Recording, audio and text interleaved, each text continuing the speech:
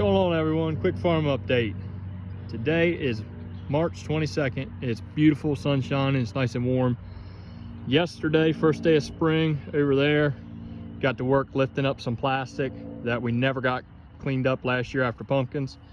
Got to get it cleaned up so we can get ready to plant some new crops in there this year. Got some new stuff that we've never done before we're going to try out. Over there, see that white stuff along the edge there? That's the row cover. Got the strawberries uncovered.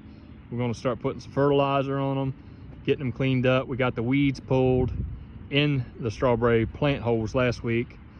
Now we got to get the weeds cleaned up in the row middles, get some fertilizer, get them going. Over here, our cherries are starting to bud. Our peaches and the plums are really far along, but the peaches are at what's called the pink stage. The blossoms are starting to open up on them. I expect to have peaches blooming by the end of this week, and probably be about a 2-week, give or take, bloom. But there's big news here on the farm, and this is what it is. This is new to us. High tunnel we just put up, had put up, I should say. Triple M Construction, Shane Marvel did a fantastic job. I built 2 high tunnels. Actually, part of this was a 30 by 72. Was at property I used to live at and used to farm at.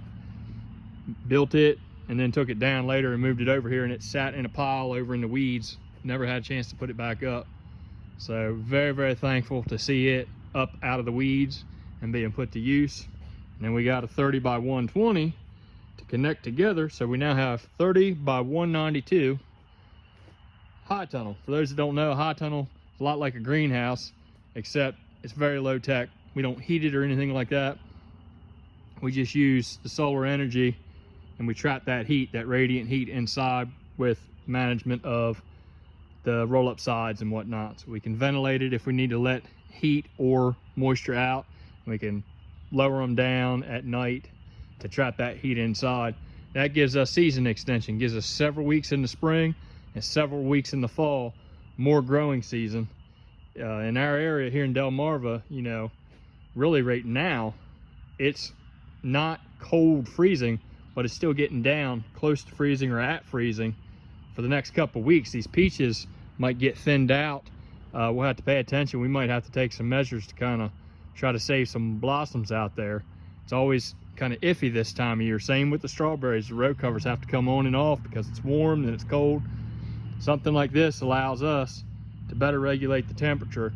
And by doing so, it gives us some options to grow some crops in here that we may not otherwise be able to grow outdoors, or at least certain seasons of the year we can grow in, and certain, you know, production methods that we can do in here that don't make sense outdoors because of the seasons.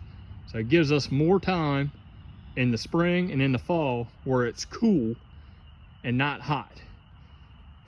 Any guesses what we're going to plant in here? Got not necessarily new crops, but new ways of growing some crops I think are going to be a good addition to our whole operation here. Let me know what y'all think we should put in here, and once we get planting, I'll let you know what we are putting in here. Tickle pink with it. Really happy about this weather. Say a prayer for us. Hopefully those peaches and plums and cherries and everything make out well and set a good crop. Hopefully those strawberries make out well. And hopefully about another, I don't know, 40 days, 45 days, we'll be seeing y'all here. Y'all take care.